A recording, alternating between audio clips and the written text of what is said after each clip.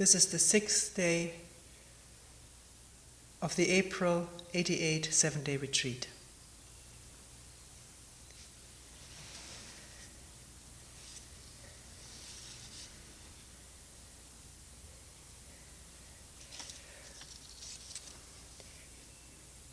We will begin today with the full question that we just touched upon yesterday about judgment.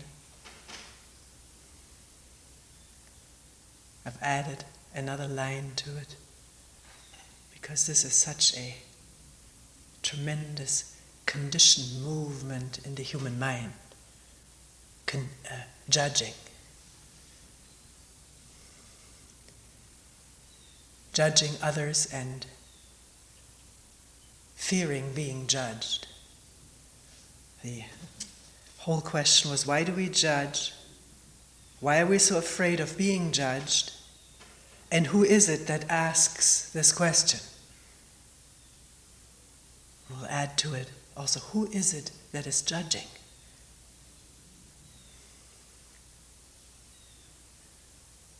Maybe a wrong question, but it's asked a lot.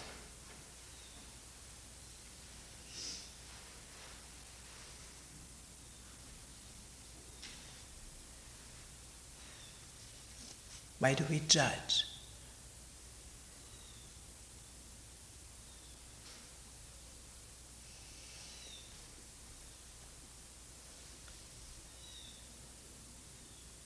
In asking such a question,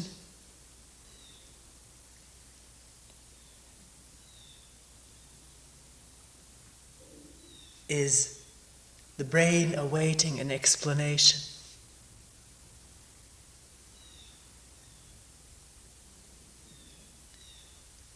Or more generally ask, is this question and the expectation of an answer pretty much restricted to the cerebral,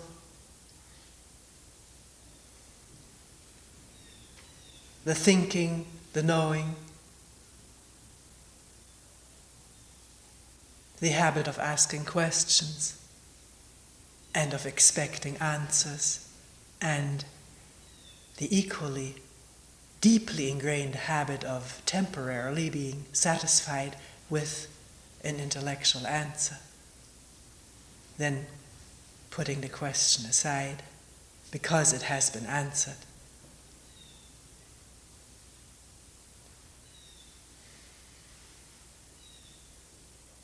Or is the work taking place on a deeper level?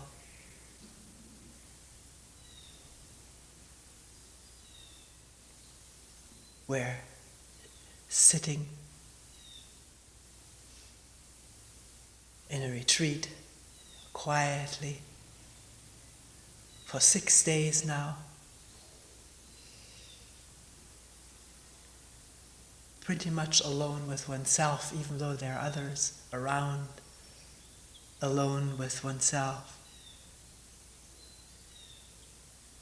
in the midst of all the thinking trains and emoting reactions.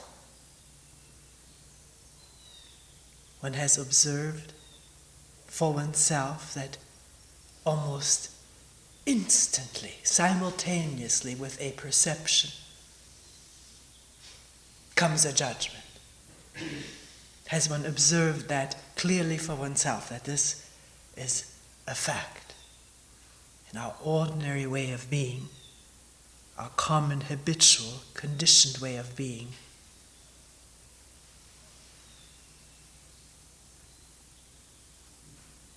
A judgment comes immediately on the wake of a perception. Almost all of the time, we won't say always, because there's probably times when there's something else, another reaction.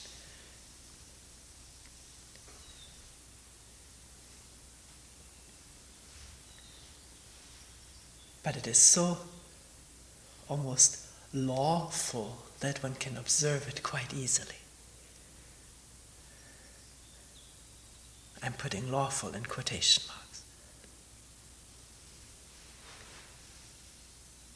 something seen, this is good, this is bad, right, wrong.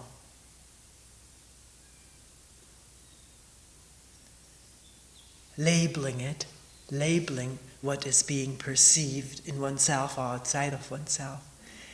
But the label itself, most of the time, not being objective, factual, as closely corresponding to the fact as words can be. That's not often the case. We're not trained in that from childhood on. As scientists, we are trained to be objective, to find words that are not emotionally laden for elements. No emotional reaction to salt, whether it's examined in America or in Russia. It's not American salt or Russian salt. It's just, and a formula is given to it. That's why, to some extent, there can be international communication among scientists. To a certain extent, there are other problems that come in, human problems. We would not go into that right now. But in our own labeling of something in ourselves or in someone else, the label usually is unexamined. It just comes out as the habit dictates, as one has heard others label. And very often, these labels have emotional valences.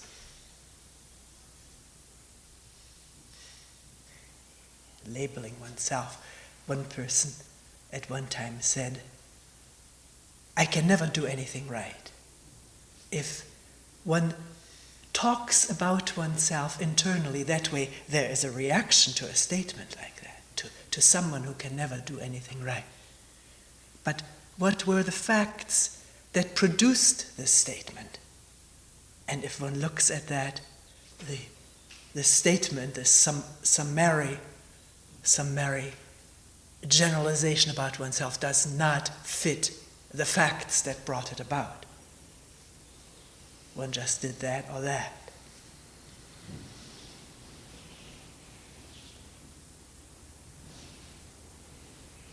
Why do we do that? The person asks.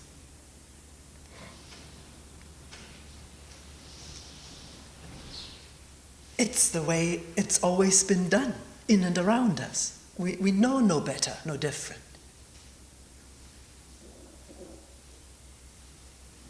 Being now, as grandparents, able again to be with little children who are just getting exposed to the parental, societal, cultural values, conditionings, one sees how it starts, how something that is done by the child is usually not just objectively treated, but an emotion accompanies it, often anger on the part of the parent, irritation, frustration.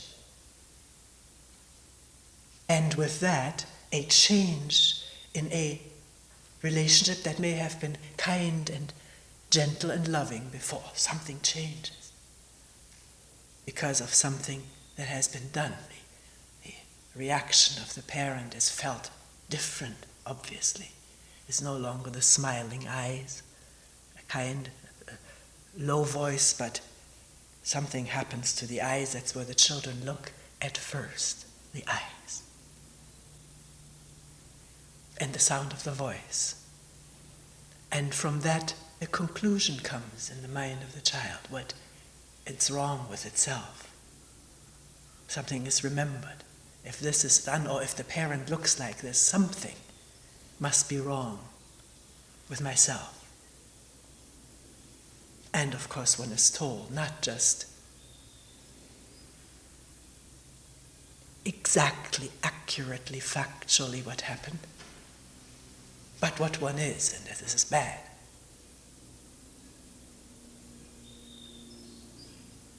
I'm not saying that this is always taking place in the house of our children and grandchildren. I'm generalizing.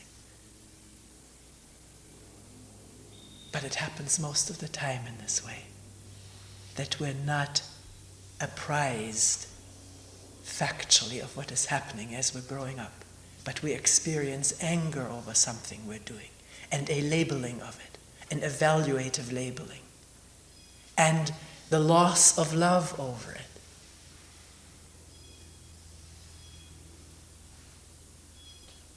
From which the conclusion emerges that one must be wrong or bad.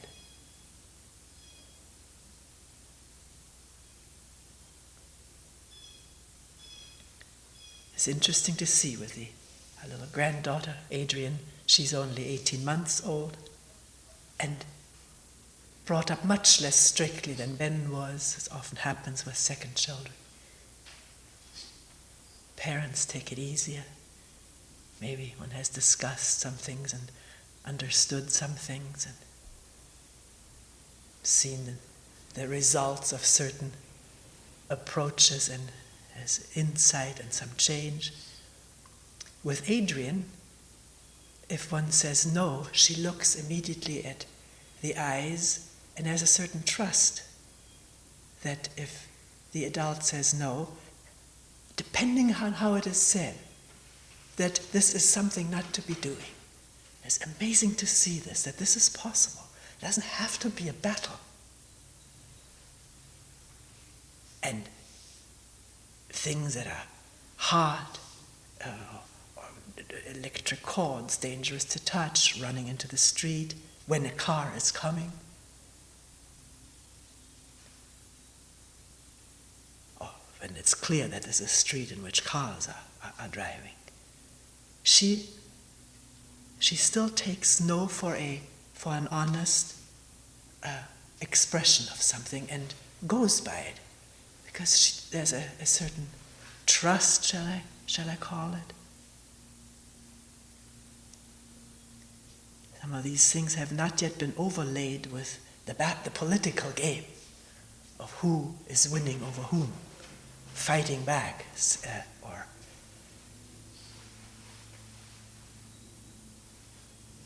the fear of being dominated and dominating back.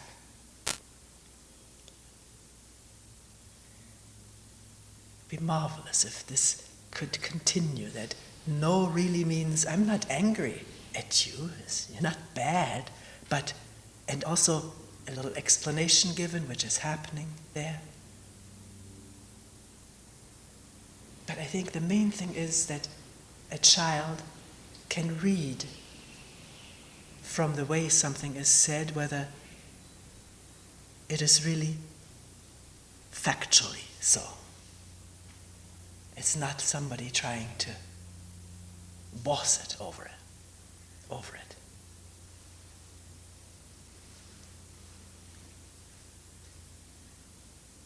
Interesting, you love her brother, who has been on some things brought up quite strictly not to do this. His hands have been slapped for doing things. If he sees Adrian touch the stereo set, he goes over and slaps her hand.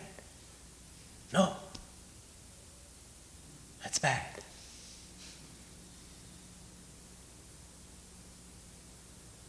Of course, she screams.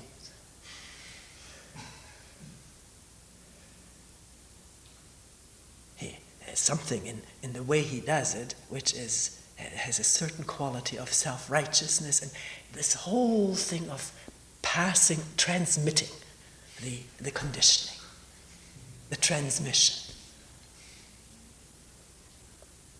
onto someone else. What one has learned not to tolerate in oneself, under pain of punishment, one cannot tolerate in someone else anymore.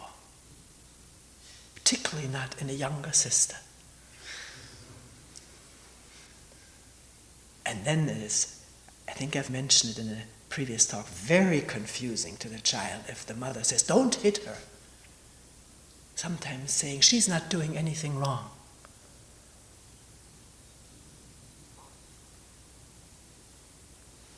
So, what a confusion of circuits there. It's all right, I'm hit. For me it's wrong, for her it's right.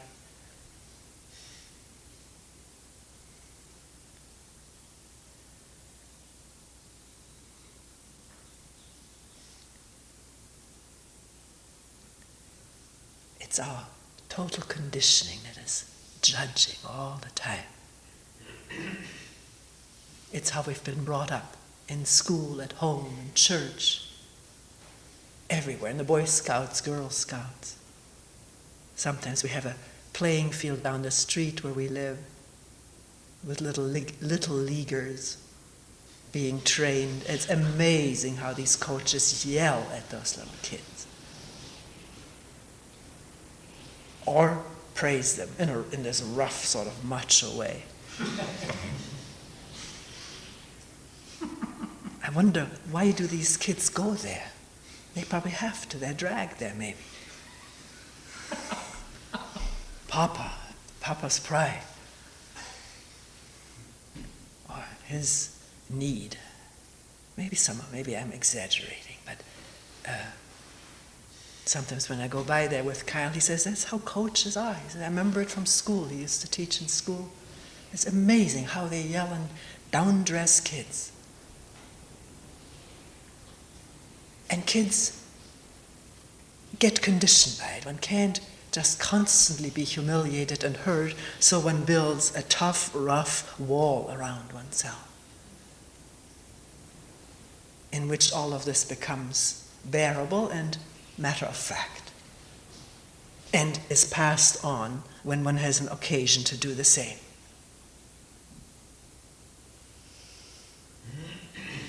Rather than, maybe a coach can't explain everything, but this ball was like that, or this catch was like that. Say, you're stupid, or you didn't pay attention, or what derogatory labels often used.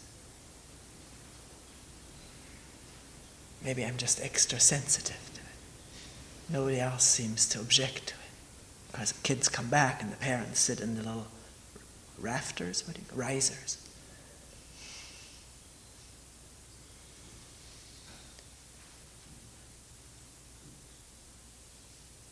So why do we continue it?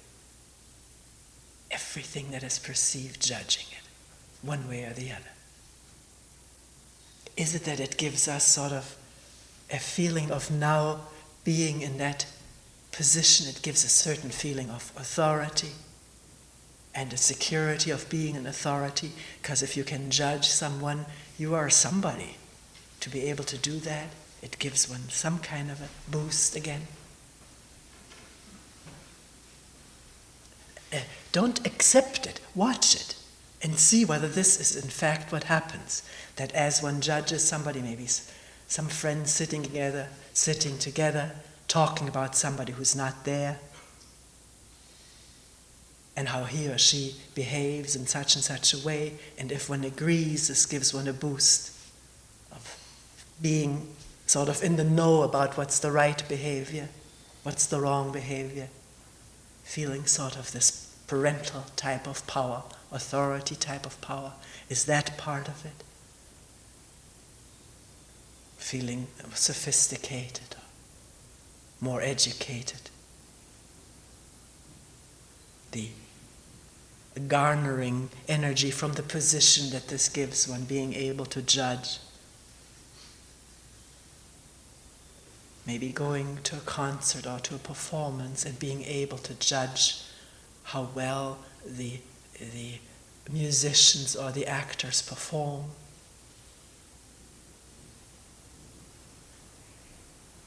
One talks to somebody else who doesn't have that ability, one feels superior. And the person who doesn't have any particular words and labels for the musician, for the actor, and hearing the friend say this may next time have adopted that, because then one doesn't feel so stupid, so unknowledgeable, so novice-like. One feels more now like being an expert. Is this all in there? One has to watch it subtly, sensitively. Not say, I don't judge. If we say that, we observe nothing. We don't observe how we're judging. Sometimes people come into a meeting and say, such and such happened. Is that judging? Was I judging? Maybe feeling that somebody opens or closes a door very noisily. Am I judging that person? Because I feel there's something wrong. I don't like that. So when some question like this comes up, can one look at it? Not just because one has the opportunity to look at it together at a meeting. That opportunity is there very rarely. But one can meet with oneself and look whether this is judging.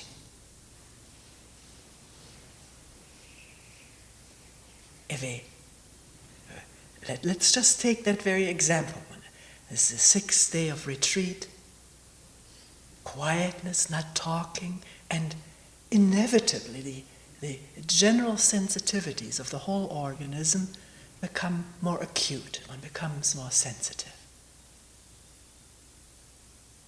Not because one wants to become sensitive, it happens. And in the silence, the sound of a slamming door is a shock to the system. It jars one.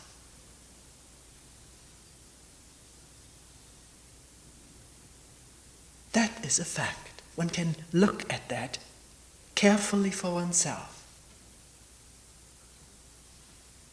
That the impact has a certain pain to it, a certain shock. That is so. It happens.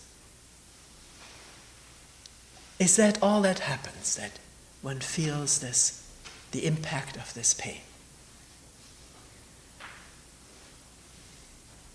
Or is there more that happens? Anger over being disturbed. Words for that person who did that, labels which have an emotional quality maybe.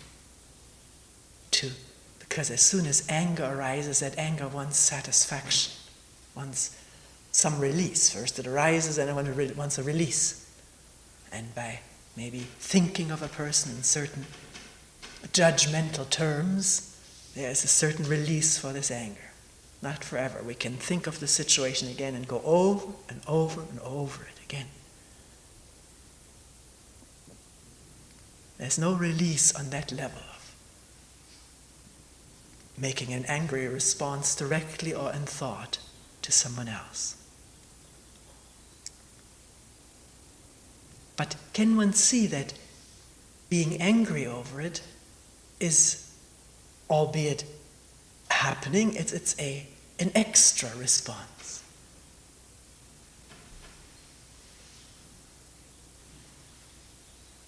It's an additional conditioning. That's conditioning.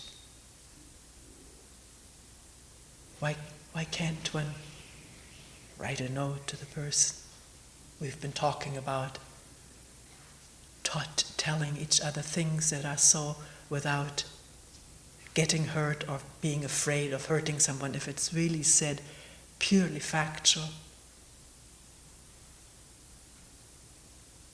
The other person can sense maybe we're the one who's informing one about the way one closes the door. The other person can sense where the writer of the note is coming from. Maybe be more aware of opening and closing the door. This is not judgment, is it? It's an exchange of information about certain facts.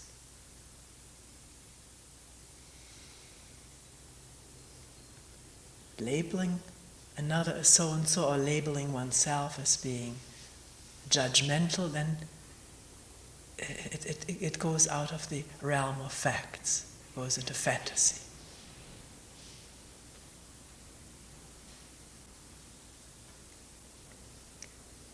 Who is judging? That question often comes up. Who is doing the judging?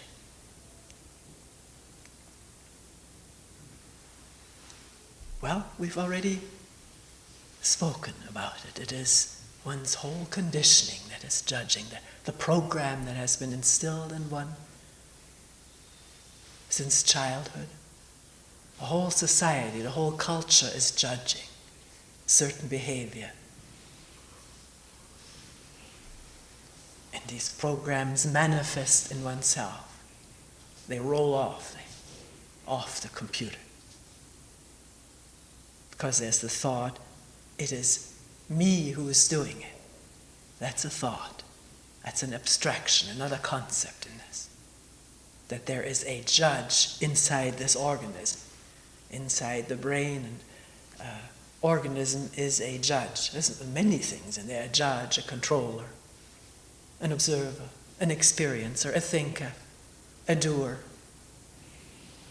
That's how we represent symbolically to ourselves what is going on when a conditioned response takes place. There's the assumption, also conditioned, that there must be somebody who's doing that.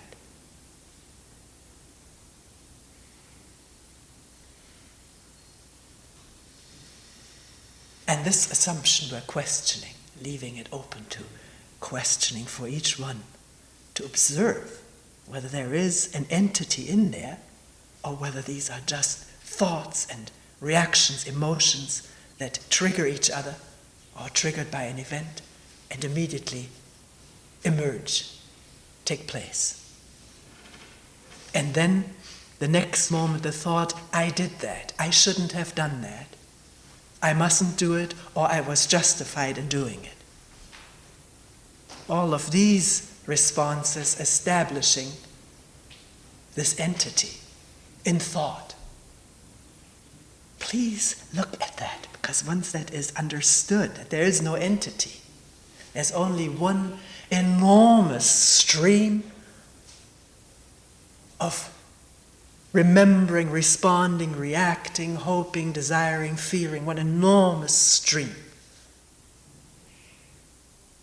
which is the human condition, moving constantly.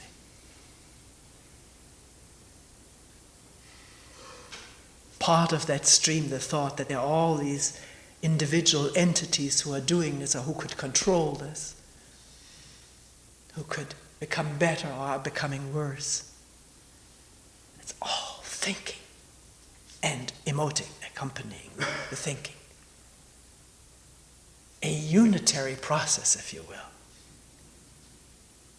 Not fragmented into the thinker and his thoughts.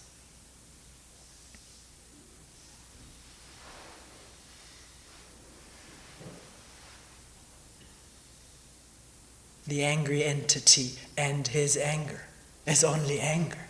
And then the thought, I am angry. I shouldn't be. Or I have a darn good reason to be angry. There's also thought. Moving on with the question, why are we so afraid of being judged? We touched upon that quite deeply yesterday. In terms of image, the attachment to one's image as being in a certain way, and then when this image is punctured, deflated through judgment by someone else, the hurt, the image hurting. Several people have brought up in meetings since the talk yesterday that it's not just a good image that is in fear of being damaged, deflated, punctured, but the fear of judgment is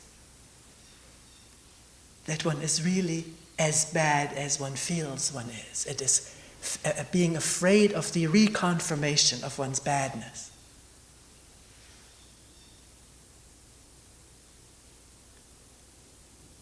One's stupidity or one's ugliness, one's clumsiness, one's low capacity, all these negative images that one may have established early in one's life.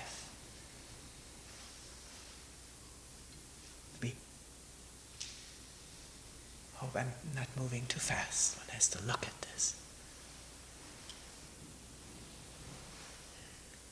We talked about it earlier, that when a little child who looks to the eyes of the scolding or reacting parent sees the anger, which is frightful to a child, an angry expression, a loud voice, angry, is frightening to a little child. It's not, if it's not gotten used to it yet. Eventually, we get used to it. But if it's not quite used to it, then there's a shock in that. Scared. Adrian, if somebody yells at Ben, she cries. And I remember crying when my brother was being yelled at, crying, hating it, afraid of it, in pain over it.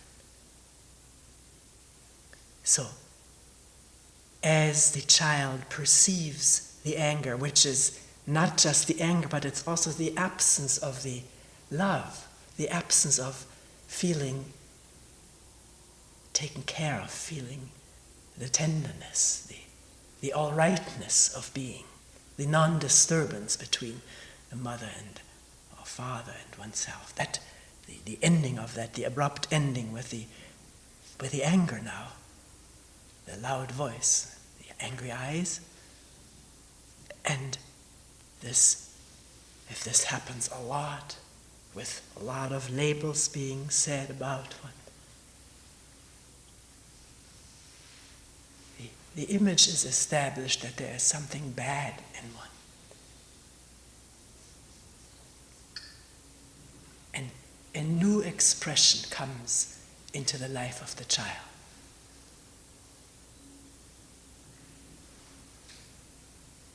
One can see the little child living up to that image of being bad.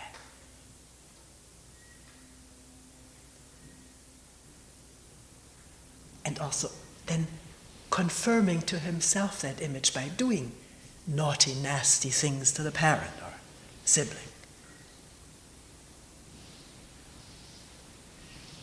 One can live up to bad images as much as one does, as much as to good images, when they have a power. Sometimes exasperated parents say about a naughty child, I don't know what he is possessed of the image of what he is. And what the parent also expresses in that facial expression of anger. One doesn't know as a parent how one looks to a child. One doesn't look in the mirror at that moment. But later when the child looks in a certain way, parent will always say, why do you look like that? Smile. The child begins to look like oneself when one is angry. And at that moment, to be asked or commanded to smile is really doing violence.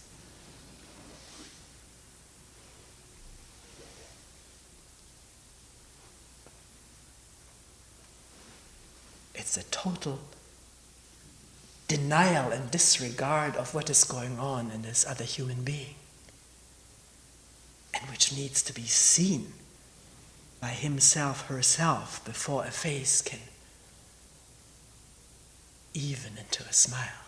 That's nothing one can put on, as much as our propaganda with buttons and so forth tries to induce us to do that. Coming back to why is one so afraid of being judged, and these people who say, look, also mention something about the negative images.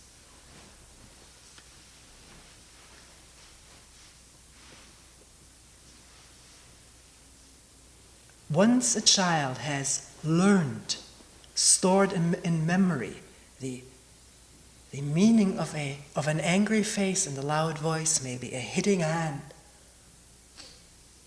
the pain, then, and being told that one is bad, or whatever expressions are being used. Parents may be a little bit more carefully saying not you're bad, but one is always told what one is.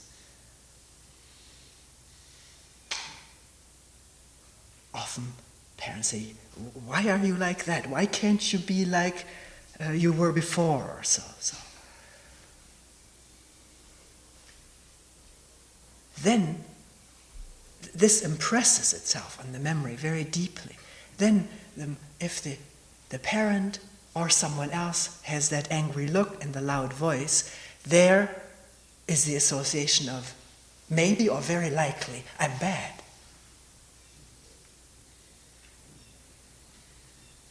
That happens in children. A child can look guilty just because parent starts frowning at him. And some parents may not even frown at the child. There may be something that makes one very angry, upset, depressed. But the child seeing that and feeling the change in mood, which has happened before when one has broken something or done something upsetting to the parent, may assume completely falsely that it has been bad again. And that is why one is so afraid of being judged, maybe. Now, today, this moment. The person who is criticizing, and we said yesterday, very often we are so incapable of saying something in a friendly, not soupy, sweetie, but in a factual way, because we're afraid of criticizing. We have to, or else we are angry over it, because we're living out our parents' and other people's anger. Or our own ways have been crossed, we're angry.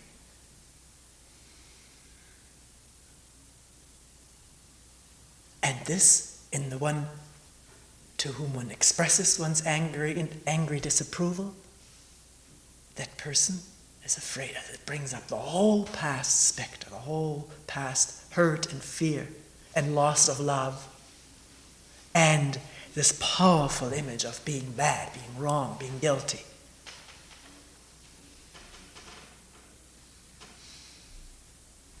And the fear that's connected with that.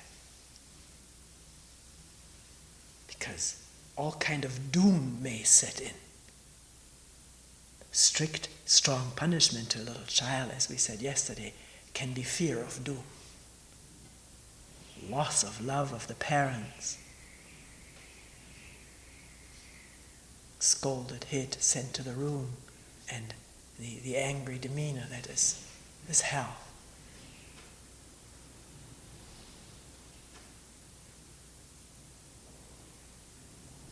So this phenomenon that so many people report, that one may know so well oneself of having done something wrong, vague, is also an expression of past conditioning. Can one begin to see it like that and not to take it for real? Not say to oneself, well, it's not real. One has to see what it is. The thoughts, the associations, the memories, the resistance to looking at it. Fear of maybe finding that one is bad. Well, what is being bad? Let's face it. If there is this feeling, let's go into it completely. Not stop short for fear what one may discover. There may be doom. The last judgment. Anyone of you seen the Sistine Chapel in Florence of the Last Judgment?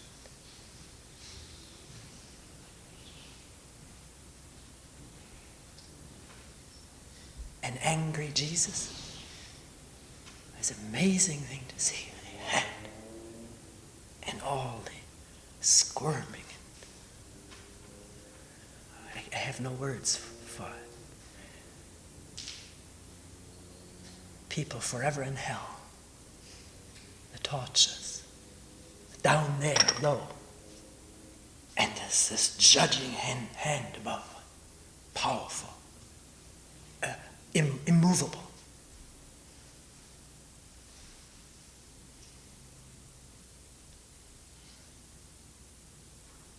I don't know whether in the upper echelons there are some saved souls. I usually looked at the picture too, at the lower echelon.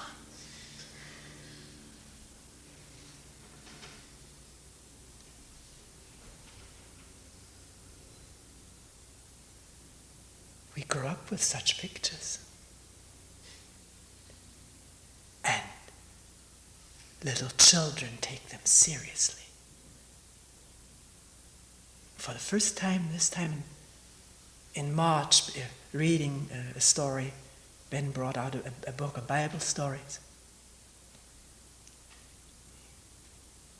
Wanted me to read one of them. It was about Noah. And in reading, all these animals, everything in this little bark, I made some remark. It didn't make quite sense that they all fitted in there. How would they all have fitted in there? Some, I don't exactly. And he looked at me. He says, "It's true, isn't it?" What do you say?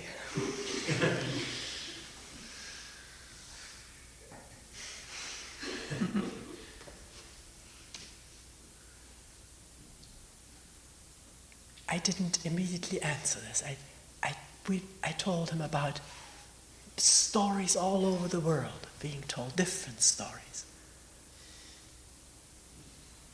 And each place being told or being said, this is the true story.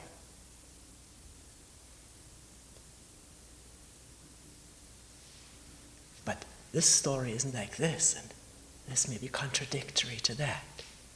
But everybody believing their story is true, it feels so good. He just listened. He wasn't defensive or fighting. It would be such a tremendous age, 7 years old, to talk with each other, not to indoctrinate.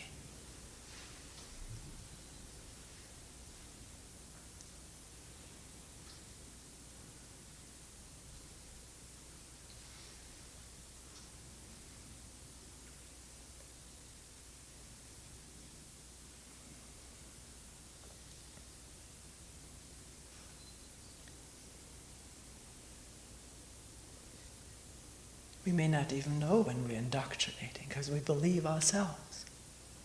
And what we believe to be true, why not put that forth without questioning it? So we have to question everything.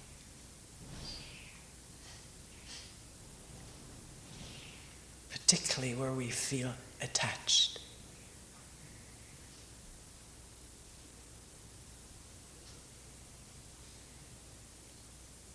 Is thought involved? Is belief involved?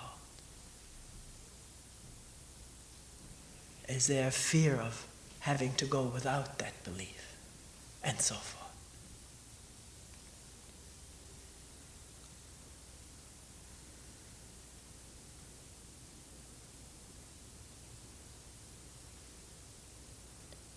People often mention, coming back to the negative images, often mention how they've worked hard all their life to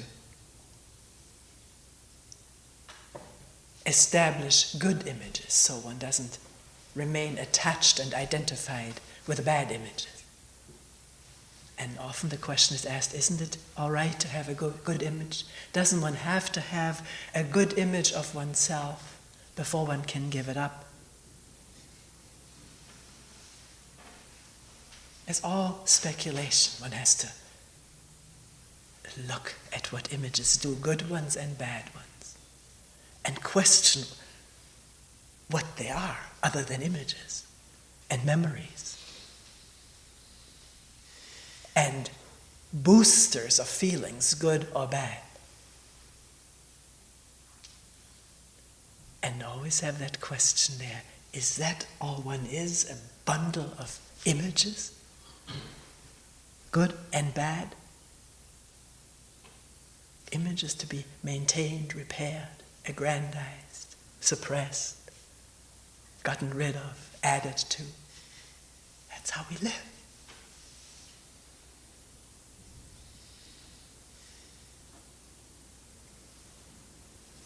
Finally, the person asked, who is it that asks this question?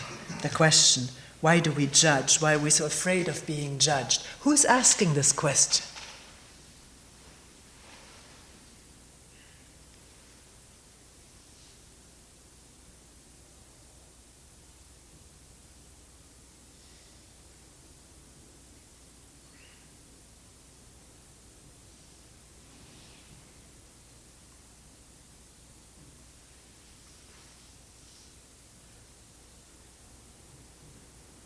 Where does the question come from?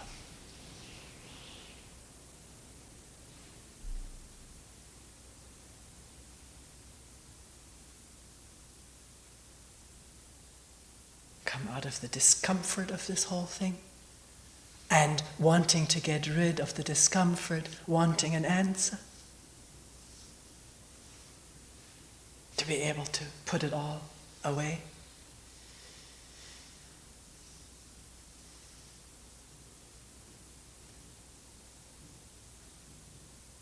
Of course, asking who is asking the question already posits an entity that asks questions, doesn't it?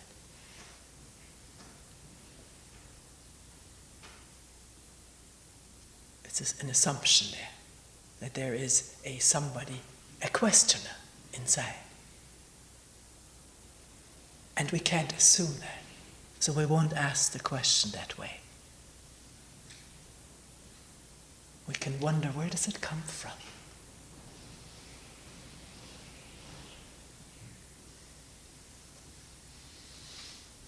Does it come out of this real curiosity, interest in what moves human beings? Judging and fear of being judged, for instance. Wondering about it and formulating this wondering into a question. That's what the brain is capable of doing. It needs no entity to direct that.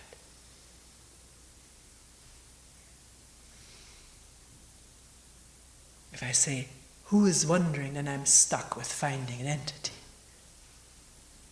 But it's clear that wondering is going on. Why am I judging all the time? Why does this fear of being judged? One wants to find out something that is so disorderly and chaotic in our life, begs for order, begs for understanding.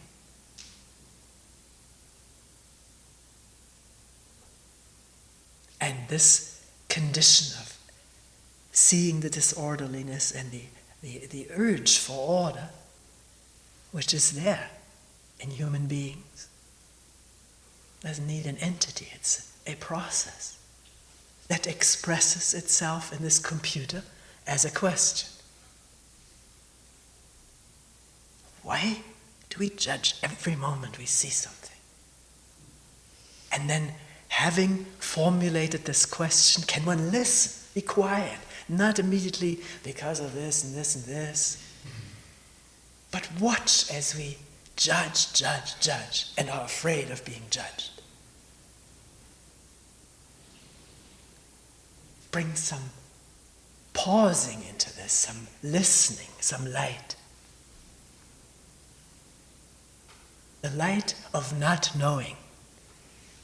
Or you can say the darkness of not knowing. It doesn't matter. The word doesn't matter. But if one doesn't know, then there is an opening to watch, to listen, to observe what happens in oneself and in each other, in our relationship, in watching other people relate, in seeing little children being talked to by their parents.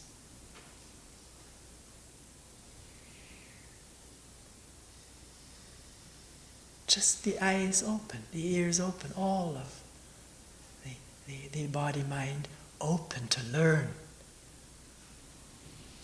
Not to learn in order to store, but to learn in order to find out how things actually happen, not how they're supposed to happen or somebody in a book says they do happen.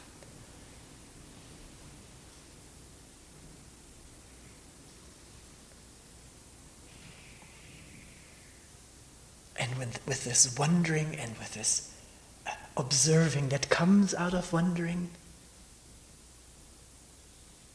things open up and things change. There may be a moment when one sees something, and as the judgment comes up, it is seen as it comes up, and it does not have to go any further than that. And with that there is a new energy. The energy that is about to go into judging, and the endless chain reaction of that is just there in the observation, in the awareness, and in the freedom from needing to enter that judging tunnel.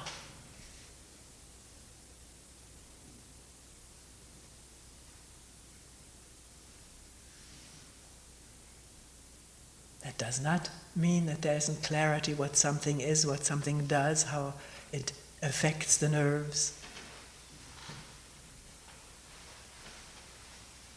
That one doesn't see what is extremely dangerous, what is indoctrination, self-deception in oneself. And all of this can be seen. This is not judgmental, it's factual.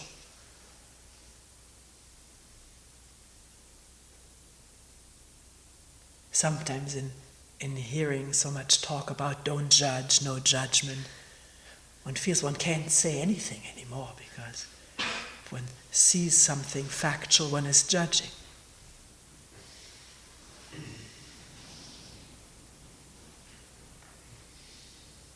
No, one has to look at things clearly and see clearly without any deception or illusion what's taking place.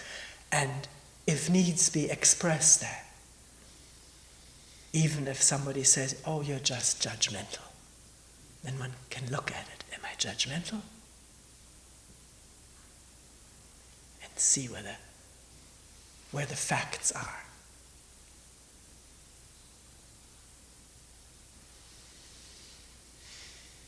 One can do it together or alone.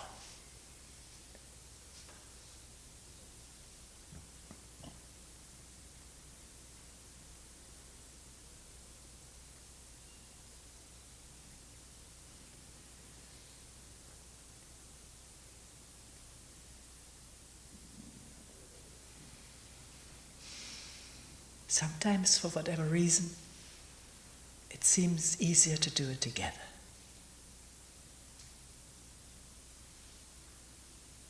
One can check on each other.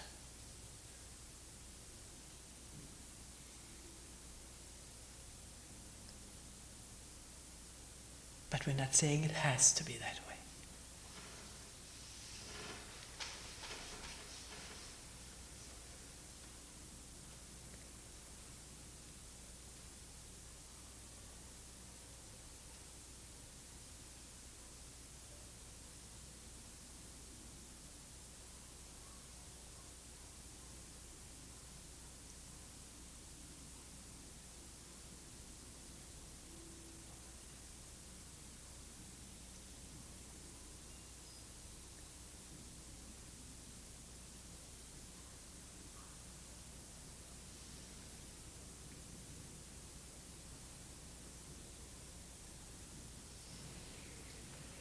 We will end here for today.